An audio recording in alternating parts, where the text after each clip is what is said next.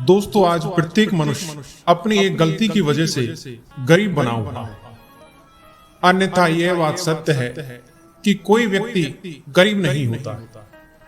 मनुष्य की सोच ही उसे गरीब बना देती है, क्योंकि जो इंसान जिस प्रकार की सोच रखता है उसे उसी प्रकार की सफलता प्राप्त होती है। इंसानों की सोच में बस इतना ही फर्क होता है कि कुछ व्यक्ति खुली आंखों से सपना देखते हैं और उन पर अमल करते हैं, और कुछ व्यक्ति बंद आंखों से सपना देखते हैं और उसी में लिप्त रहते हैं।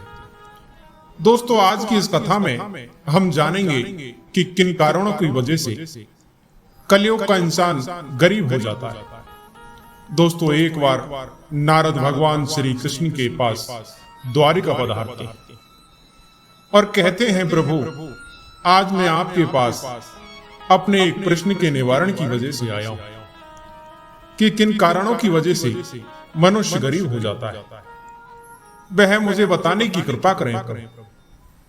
भगवान श्री कृष्ण कहते हैं, नारद, वाकई में आपका यह प्रश्न सर्व ज्ञान संपन्न है, परंतु मैं आपको इस प्रश्न का उत्तर एक कथा के माध्यम से बताता हूं, और जो भी मनुष्य इस कथा को पूरा सुनता है वह कभी गरीब नहीं रहता। उस पर हमेशा मेरी और लक्ष्मी की कृपा सदैव बनी रहती है, और फिर वह मनुष्य कभी गरीब नहीं होता है। भगवान श्री कृष्ण नारद को कथा सुनाना आरंभ करते हैं और कहते हैं, नारद, एक समय की बात, किसी आश्रम में एक गुरु और शिष्य रहा करते थे। वह एक दिन कहीं जा रहे थे, तो वह चलते चलते एक बड़े से खेत के पास पहुंच जाते। अब वे काफी चल चुके थे, तो उन दोनों को प्यास सताने लगती। तब वह इधर उधर देखते हैं, तो उन्हें खेतों के बीचों बीच एक टूटा फूटा घर दिखाई देता है। तब गुरुजी अपने शिष्य से कहते हैं कि यहां पर हमें पीने के लिए जल मिल जाएगा। अब गुरु अपने शिष्य को लेकर उस घर के पास पहुंच जाते हैं। वहां पर पहुंचकर गुरुजी उस घर के दरवाजे को खटखटाते हैं, तो थोड़ी ही देर में वह दरवाजा खुलता है और अंदर से एक व्यक्ति निकलता है। उस व्यक्ति के साथ में उसके दो बच्चे भी थे, जो बहुत ही फटे पुराने कपड़े पहने हुए थे।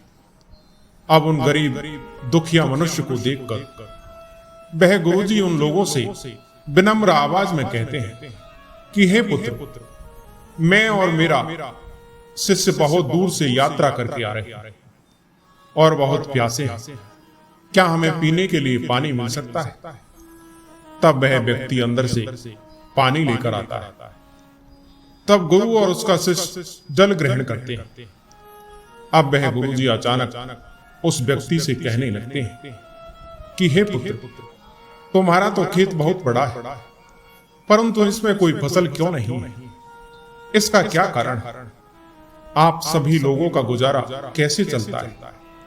अब वह व्यक्ति गुरुजी की इन बातों को सुनकर वह व्यक्ति कहता है, हे महात्मा जी, हमारे पास एक भैंस है और हमारी भैंस काफी दूध देती है। वही दूध बेचकर मुझे कुछ पैसे मिल जाते हैं और उन्हीं पैसों से हमारा गुजर बसर हो जाता है। और इसी तरह बातों ही बातों में शाम हो जाती है। तब उन गुरुजी ने सोचा कि आज की रात्रि हम यहीं रुक जाते हैं। अब वह गुरुजी उस व्यक्ति से उसके घर पर रुकने की अनुमति मांगते हैं। तब वह व्यक्ति गुरुजी को अपने घर में रहने की अनुमति दे देता है। अब गुरु और उसका शिष्य वहीं पर रुक जाते हैं। मध्य रात्रि का समय था, आधी रात बीत चुकी थी। तभी अचानक गुरुजी की नींद टूट जाती है और वह जाग जाते हैं, और वह जाकर अपने शिष्य के कान में एकदम धीमी सी आवाज में कहते हैं कि हे शिष्य, चलो अब हमें यहां से चलना चाहिए, परंतु हम इस मनुष्य की गरीबी दूर करके ही मानेंगे, इसलिए हमें यहां से खाली हाथ नहीं जाना है। हम यहां से कुछ ना कुछ लेकर अवश्य जाएंगे। हम एक काम करते हैं कि हम इसकी भैंस को भी साथ में लेकर चलते हैं। और हम इसकी भैंस को जंगल में छोड़ देंगे।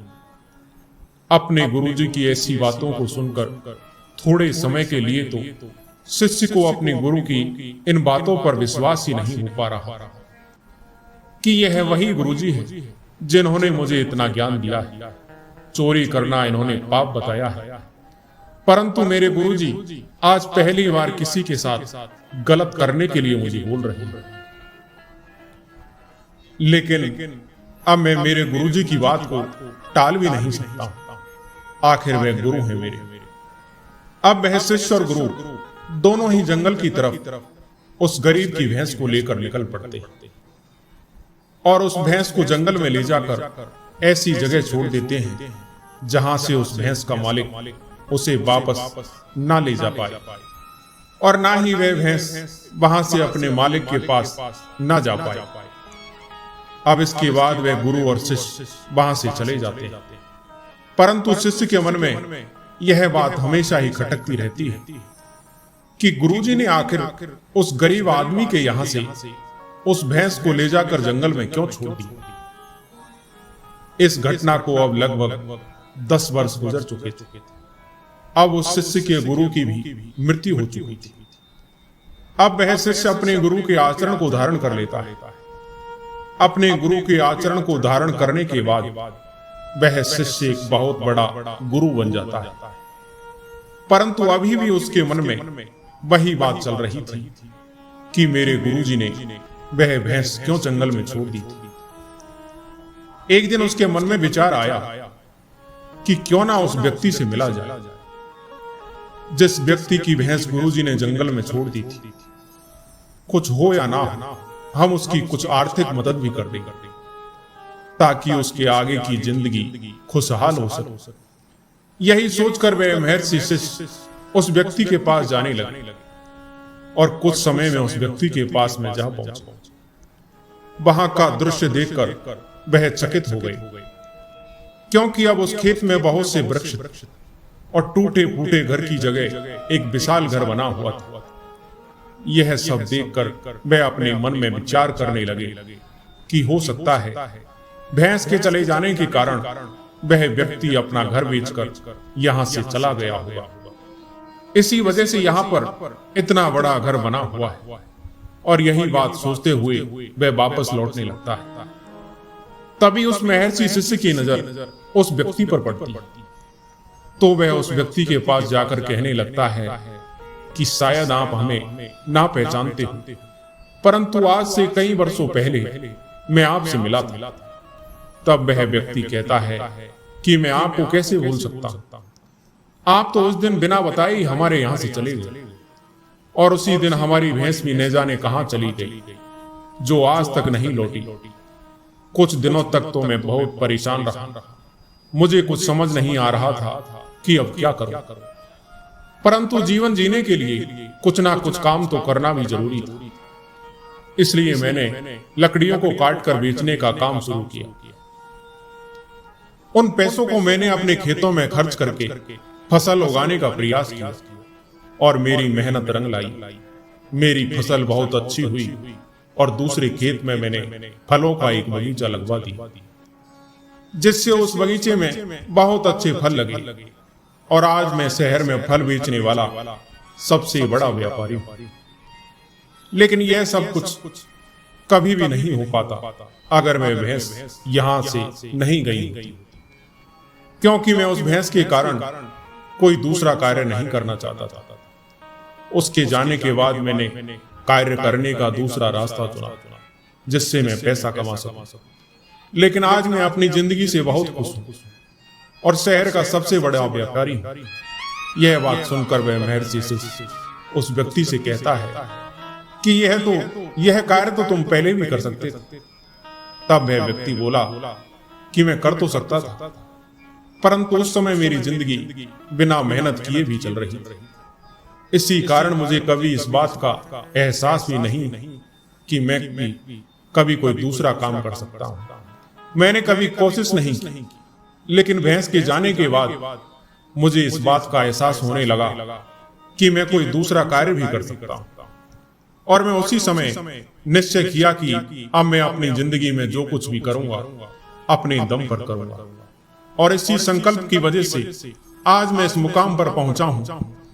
अब उस शिष्य को सब कुछ ज्ञात हो जाता है कि आखिर मेरे गुरुजी ने क्यों भैंस को ले जाकर जंगल में छोड़ा था। क्योंकि वह इस मनुष्य को एक दृढ़ निश्चय करने वाला मनुष्य बनाना चाहते, जिससे वह मेहनत करे और किसी के सहारे ना रहे।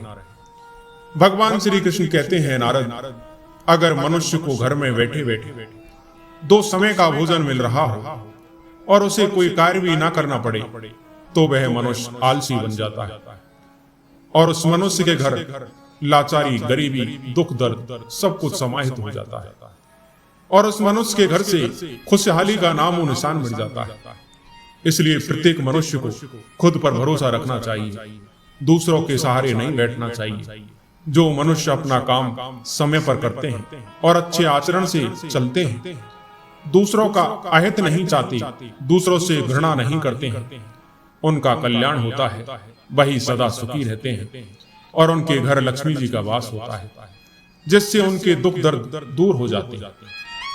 भगवान से श्री कृष्ण की कथा सुनकर नारद कहते हैं, प्रभु, आज आपने मुझे यह ज्ञान दिया है, यह सर्व ज्ञान संपन्न है। मुझे आपने जो ज्ञान इस कथा के माध्यम से दिया है वह बहुत ही ज्ञानवर्धक। दोस्तों, इस कहानी को सुनकर हमें इस बात को सोचना चाहिए कि कहीं आपके भी जीवन में कोई रुकावट तो नहीं। अगर है तो उससे आगे बढ़ने का प्रयास कीजिए। दोस्तों, मैं आशा करता हूं कि ये कहानी आपको पसंद आई हो। कहानी पसंद आई हो तो हमारी वीडियो को लाइक और सब्सक्राइब जरूर करें। धन्यवाद।